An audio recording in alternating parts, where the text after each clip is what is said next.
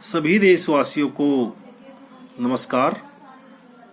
देखिए, जैसा कि आप लोगों को अवगत है, आज 14 सितंबर है और 14 सितंबर को हम हिंदी दिवस के रूप में मनाते हैं।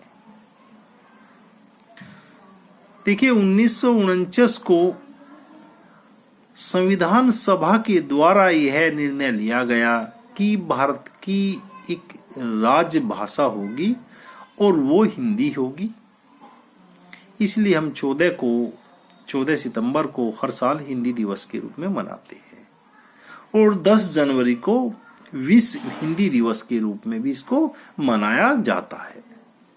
लेकिन आज हम हिंदी बोलते समय गौरवान्वित महसूस नहीं करते हैं। कहीं ना कहीं हमारे दिमाग में जो है ये आते हैं कि भाई हम पिछड़े हुए हैं।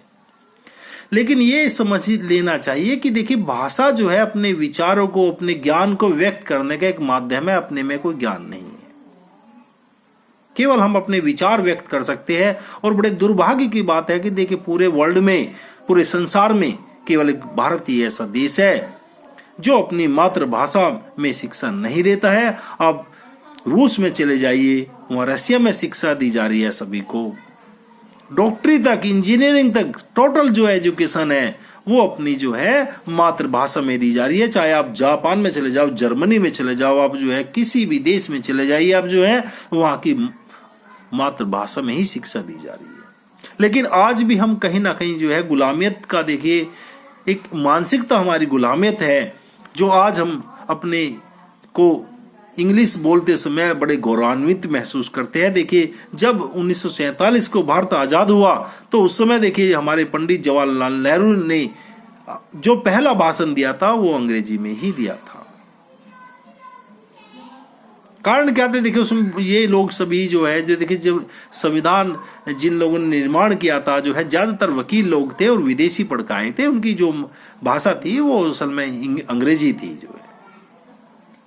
तो देखिए, आज हमें हिंदी बोलने में गौरवान्वित महसूस करना चाहिए, ना कि शर्म महसूस करनी चाहिए। हम ये नहीं कह रहे कि आप ही इंग्लिश ना सीखो, इंग्लिश भी सीखिए, जर्मन भी सीखिए, रशियन भी सीखिए, सारी सीखिए। लेकिन ऐसा ना हो कि आप हिंदी को ही भूल जाओ, अपनी मातृभाषा को ही भूल जाओ। देखिए, गांधी जी ने कहा है कि हम अपने अच्छे से अच्छे अपने जो विचार है वो अंग्रेजी में ही, हिंदी में ही व्यक्त कर सकते हैं। दूसरी भाषा में हम अच्छे से अच्छे विचार अपने व्यक्त नहीं कर सकते। आपने देखा होगा, देखिए, जिस समय चाहे हम अंग्रेजी ही क्यों ना बोलते हो, लेकिन जिस समय हम ज्यादा से ज्यादा प्रसन्न होते हैं तो उस समय हमारा मन करता है कि हिंदी ही बोली जाए। तो देखिए, हिंदी के ऊपर ये कुछ पंक्तियां है। माँ की ममता है हिंदी, पिता की छाया है हिंदी, हिंदुस्तान की पहचान है हिंदी, भारत माँ की शान है हिंदी,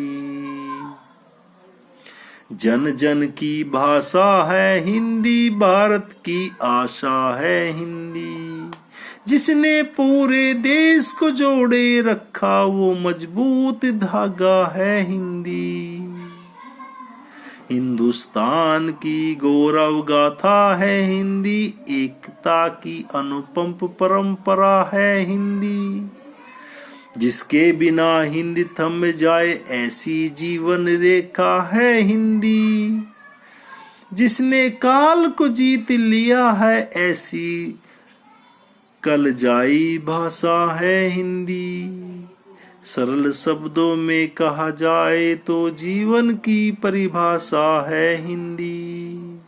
तो देखिए, हमारा जो है हिंदुस्तान जो है तभी उन्नति कर सकता है जब हम अपने जो बच्चे हैं उनको जो है उनकी जो अपनी मातृभाषा में जो है शिक्षा दे, तभी हमारी संस्कृति बच सकती है।